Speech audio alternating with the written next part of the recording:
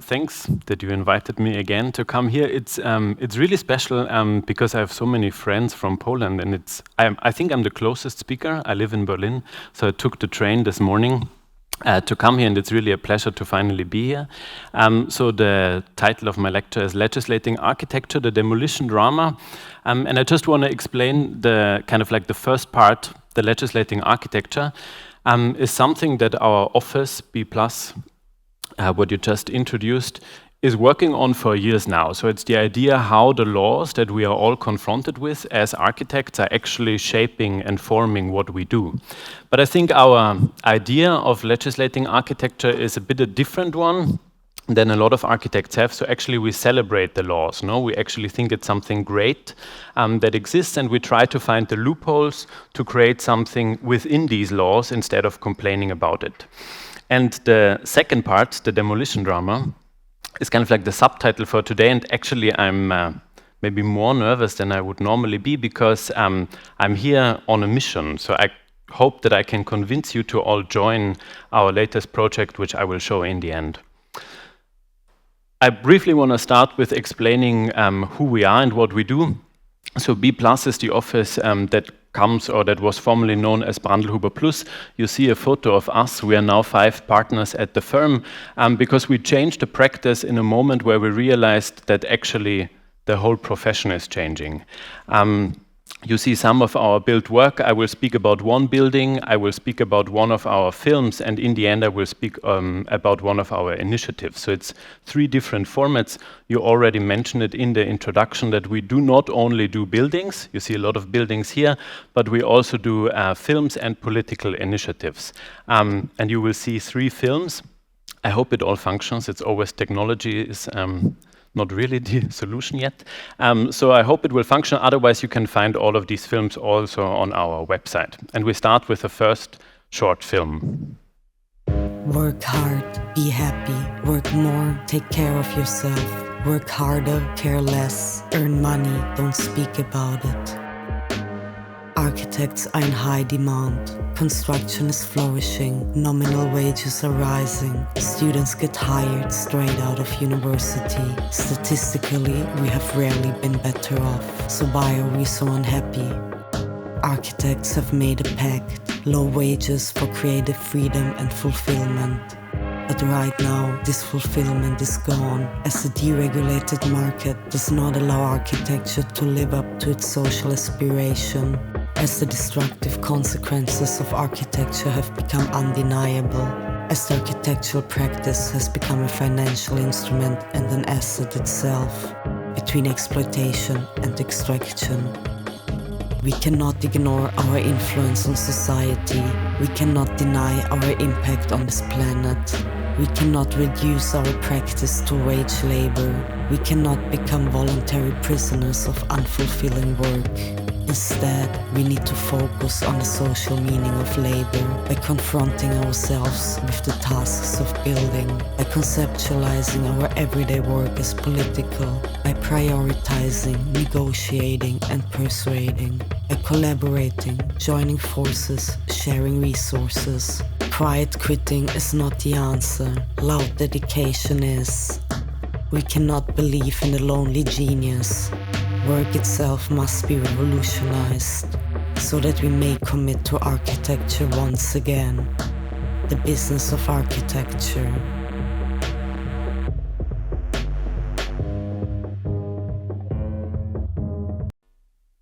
So this was the trailer to one of our latest publications called Business of Architecture, and the magazine, it's a collaborative project with Arc Plus magazine, a German architecture magazine, is focusing on the idea how kind of like architecture has become a business, no? And not only the objects we build are an asset, we all understand this, no? We build for the market and it is an investment, but also the architecture practice itself has become an investment and an asset. So the way that architecture offices function today has drastically changed. And I mean, I think there's something we can discuss later. But one of the main questions in the issue was actually posed by architect and transformation scientist Saskia Hebert, who asked, the greatest challenge for architects today is to create a self-sustaining practice in times of post-growth.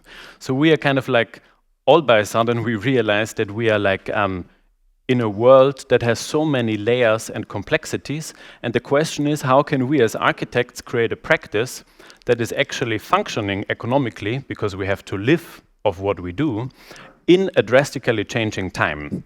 And I have to confront you with some facts in the beginning. I think also certain facts will repeat itself later. But I think it's quite interesting to understand or remind ourselves. And I also always use opportunities like this to look also into the numbers and figures of the individual countries. No? So 38% of the global CO2 emissions are actually in the building and construction market. So I think it's important to understand that, at least in Germany, the discussion kind of like is very much focused on the idea of transportation, flying, cars, mobility, but actually it's only 8% compared to the 38% or up to 40% that the construction building sector has. So there is a certain misunderstanding on what we look at, because in fact, our profession, our practice, and our sector is the one with the biggest impact. And there's a similar number, again 38%, when we look at the increase in the architectural market in Europe.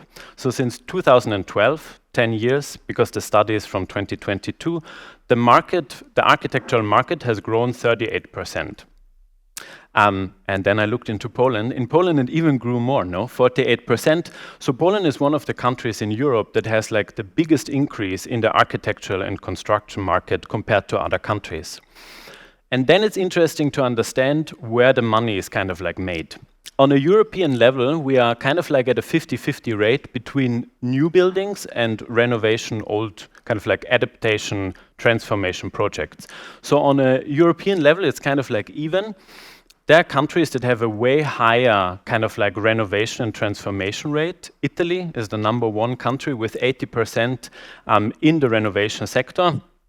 If we look at Poland, it's a bit of a different picture, no? So you have 70% of the architectural market in new construction and only 30% in renovation and transformation. But at the same time, I think we are all aware of this, the last years have kind of like posed great challenges for us. Currently, the interest rates for new construction, for loans, money in general, go up 9% since 2022. The costs for material and resources have risen by 23%, and the land prices, and I think that this is everywhere in Europe the same case, are rising extremely. If we speak about Berlin, which once was a shrinking city not that long ago, there's an increase of 1,500% in the land prices in 10 years. And the most extreme example in Germany is the city of Munich, which has since 1963 an increase of 36,000%, which is such an unbelievable big number that we actually don't know what to do with it, no? What is the consequence of all of this? I showed you that still so many things are built, but what is built? This is kind of like the question. So what we see that is built is basically the always kind of like similar generic architecture that brings the highest investment, because architecture has become an investment, a financial asset, and actually the global capital and money is looking for a place to go in, no? And the best thing to store the money in, I mean, in German you say Betongold, concrete gold, no? Is the built environment. So I will show the next trailer now. From France to the Philippines, from Jamaica to Japan, from Malaysia to Mexico, from Sri Lanka to Singapore, privatization is on the move. Something new had been born. Its name was popular capitalism. Popular capitalism is nothing less than a crusade to enfranchise the many in the economic life of the nation. We conservatives are returning power to the people. That is the way to one nation, one people.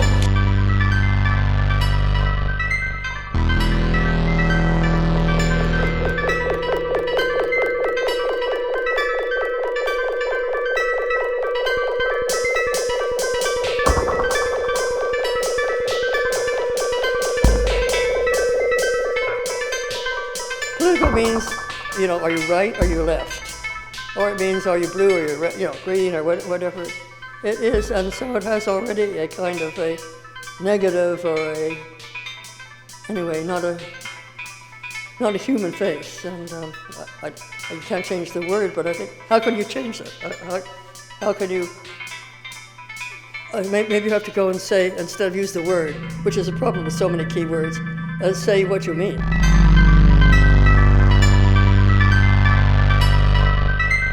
Some of the greatest changes to the globalizing world are being written in the language of architecture and urbanism. So there has to be a chance that we know something about it. And I'm sure that we, more than the 28-year-old McKinsey consultant who's making most of the global decisions, I'm sure that we know. So without leaving behind our fundamental forms of education, trying to bring those along to think about another kind of form making which gets us closer to that, and also changing narratives, understanding what makes changes contagious in persuasions and in discrepant messages and so on. It seems to me that there isn't any chance that a spatial change we want to make is going to be made unless we can not only design the thing, but design the advent of that idea into culture.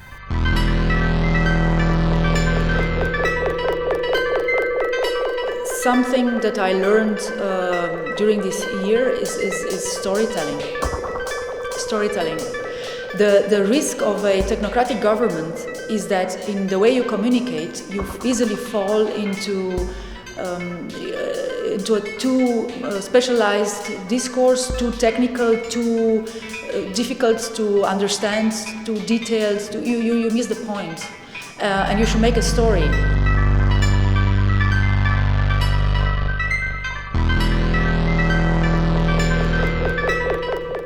So there was a tiny delay now, I think you could see it in the image and the sound. But nevertheless, I will repeat or use two quotes from this trailer. So this is the trailer to our film Architecting After Politics, and you already said it in the introduction. This idea of architecting comes from the idea, how do we as architects work and create the built environment in a time where the market seems to have taken over, no? It started with the speech by Thatcher, where she introduced this extremely powerful term of popular capitalism and promised the people that the conservatives would return the power to the people through the sale of state-owned property. But you could also see in the trailer that it led to an increase of prices that is unbelievable, no? So this deregulated market in the end did not solve it, no? It contributed to exactly what we saw before, the extreme increase of prices all around the world, everywhere in Europe. But then it's very interesting because what Oana Bogdan, the architect, in the end says is facts are no longer enough to really convince people, we have to tell a story. And I think that becomes really interesting because as architects we have an extremely powerful tool, architecture, not a building, to actually tell the story because it's something that everyone can experience, perceive. You walk through and you understand actually really complex topics in the building and in the work itself. So I want to continue from that quote and the idea of storytelling by showing you one of our build projects, which is called San Gimignano Lichtenberg, a project in which the idea of the narrative is a crucial part of the architecture itself. And I think it's important to understand that for us, this is one of the main tools to actually develop our own project. So this project is self-developed, it's not commissioned. So the idea to transform these buildings was born in the office and we developed the whole process, how to arrive there from scratch. So just to give you a context, we are in the east of Berlin, former GDR territory in the district of Lichtenberg. And when you arrive there, the first thing you see is actually the so-called Dong Xuan Center. And it's a very interesting story because the Dong Xuan Center is a gigantic area of a Vietnamese wholesale market. Actually, it has a shared story with Poland because it was developed by a former GDR guest worker who came from Vietnam to GDR, and after the change of the system, the collapse of the wall, he actually decided to open that market, which was before in Poland. So the Vietnamese community, they would always drive to Poland to buy their goods there, and he said, I want to locate it there. So when you arrive in this area, everything you see is basically this one-story high warehouses, and in the back you see the two towers, San Gimignano Lichtenberg. So this is what it was before. So the two towers were actually the smaller part of a gigantic factory, you know? So you see them standing in between. So the factory was way bigger, and basically the whole area was a mine within the city. In this factory, they produced graphite coal products that were used on site, and the two towers had very different functions. So you see before, after. So this tower was the silo tower. I will speak about this tower more. And this tower was the circulation tower. So basically that smaller tower is only a staircase with tiny rooms through which you could enter the gigantic factory. So the closer you come to the property and the two towers, you actually realize the reason why it was so cheap and why no one wanted to have it. It's a shared story of our self-developed projects that all of these ruins were considered to be an economic failure. So no one wanted to buy these towers because no one could imagine what else it could be. So you have to imagine that a developer normally does not go to the site. A developer sees the buildings, the architecture in an Excel sheet. And then the calculation says potential for profit or not. So these buildings did not show a potential for profit because it would have been too expensive to demolish these towers and build something else, because the idea of a developer was the only thing you could build is more of these warehouses. So the costs for demolition were too high to actually build something profitable. No? So this is important to understand, because in that moment there's the potential to develop a project when you don't demolish it. No? So the first step, and this is why the project is called San Gimignano Lichtenberg, was actually to introduce a narrative. Because it was not only the developers who look at this Excel sheet, it's also the bank who looks at this very same Excel sheet, saying that a property or an architecture does not have the potential to be reused because it's not a profitable investment. So it took us actually the tool of storytelling to introduce this narrative of San Gimignano. This is a postcard of the Tuscan village of San Gimignano, which is known for its towers. So we kind of like borrowed the name, which helped us. I think this is always important to understand, to create this story around the towers, which then led to a series of articles. Here is one. Zeitmagazin is like a lifestyle magazine. It's a supplement in a big newspaper that reaches a lot of people. And I think that's always the important moment. How do you reach the people? How do you change the perception, not only of the humans who live in the city, but also the humans who work at the bank? So it took us kind of like these measures to change the narrative of the place, which allowed us to finance it and actually find people who said, okay, we believe that something else could happen than the factory that was there. So I show now images of the transformed project. It's interesting because we faced a lot of discussions. We got an El Croquis, do you know this architecture magazine? And it was interesting because when we wanted to include it in the El Croquis, there was a discussion, is this architecture? No? Because they said, well, it's already there, you know. What will you change? And we said, well, we will change very little. We will only open the existing openings. So every window you see was actually already there. It was just closed, but we could easily open it. And we want to keep the structure as much as possible and only add certain things that make it usable for our function. So this is the building now. You can see the windows that we added. You walk around. We moved with our studio there and opened a workshop there. And this is a 3D scanner I want to show to better explain again what I already mentioned. So this is the original structure. You see the 4 big silos in which the coal was stored, and basically the building only has 2 levels. No? So it only has the ground floor, street level, and it has 1 top floor that could be used with an external staircase that goes up. So briefly show the project. This is the ground floor where we opened our workshop, and this is the upstairs where we opened the archive and the studio. We added this new staircase, we added a new layer, but it was very minimal intervention to actually transform it and make it usable. Yeah, more images. I think what is important to understand is that the building itself is not only like an architectural project, it is also meant, what I mentioned before, to tell the story itself. So what you can see here is a conference that we did in August 2020. Yeah, 2020. And this conference is important because it's the so-called Berlin Questions. And this is a format where the mayor of Berlin invites other mayors from other European towns. And these mayors come to Berlin and they meet architects, always in particular places. And the idea is that the place itself is the topic of the discussion. So in Berlin, it was 5 locations, all abandoned buildings that should have been reused or shall be reused. So our building was standing for a change of kind of like economies, no? A change of transformation of sectors, because it's very interesting to reflect when you walk through this area that all of these complex topics like climate change, fossil fuel-based products, everything is there, you know, you're surrounded by these topics.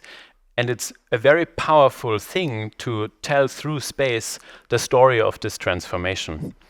I will show now the last video and then speak about the last project where I need your support.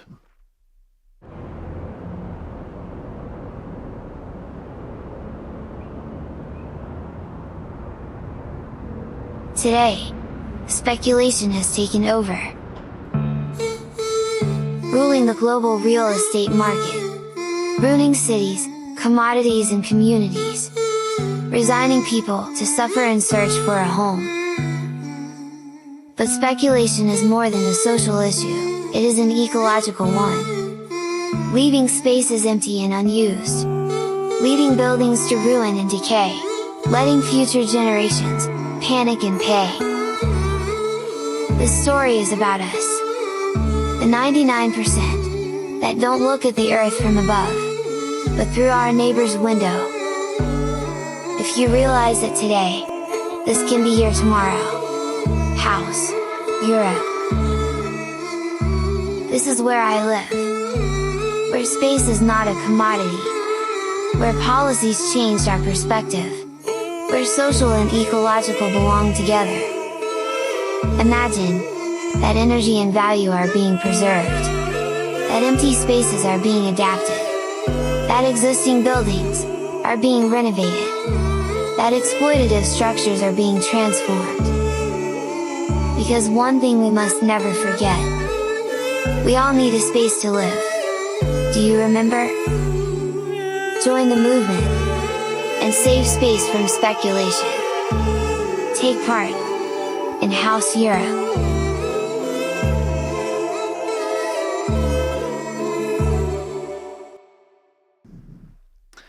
Okay, so another quote from the trailer that you have seen. So in the film, Keller Easterling, architect and theoretician from the States, said there's one sentence which actually took us quite a while to fully understand it. She speaks very complicated sometimes. It's how do you not only design the thing, but the advent of its idea into culture, no? So the question is, how do we as architects not only design the building, but actually the need, the desire for it into culture? And how do we make people realize that they should basically join this movement, no? So what I showed, the trailer to House Europe, is our current project, our latest project. So after years of looking into legislation, we came to the point where we realized that the most powerful thing we can do is basically propose our own legislation, which is a legislation, and it's written here, that shall boost the renovation of existing buildings and stop the demolition and new construction. And I think this is quite a complex matter, which is clearly connected to the idea of speculation that shows itself very differently. I mean, we discussed it during lunch today. So I think in places where you still have land, the idea that you would demolish to build new is not really known yet. But for a matter of fact, in Berlin, there has been published a study which says there are 75,000 buildings that you could demolish and build something new with more profit. So the moment the land has been sold, the investors will come and demolish every house that is not protected or listed. And I think that's kind of like something where we said, okay, this is something that we as architects can do. We can propose a legislation that incentivizes the renovation and therefore stops the speculation with these existing buildings. So we started this process of writing a legislation found partners. You saw the work of Lakatos Vassal in the trailer, and also Herzog de Meuron are now our two first ambassadors who support our initiative. And the idea is that from June 24, next year on, there's a 1-year period to gather 1 million votes from across Europe. And when we are successful in gathering this 1 million votes, our legislative proposal will be pushed into the EU Commission, and they have to deal with it. So I think this is what the ECI is about, this format of a European Citizens Initiative. And our kind of like idea is that we as architects shall renovate, not speculate, and that we can therefore end the demolition drama that is like a topic that will arrive everywhere after the land has been sold out. Yeah. So I invite everyone to visit the website and actually join. Poland is one of the important countries because you have a huge potential to renovate because of your existing building stock, also post-war modernist building stock. And you can join the project. We are looking for volunteers to find. So therefore, I'm also super grateful that JUNG invited us and supports us to gather more people. So we are producing a new film right now, and then we will go on a European tour with the film to actually find partners and support us in every country. So I would be happy if you would join the initiative. Thank you.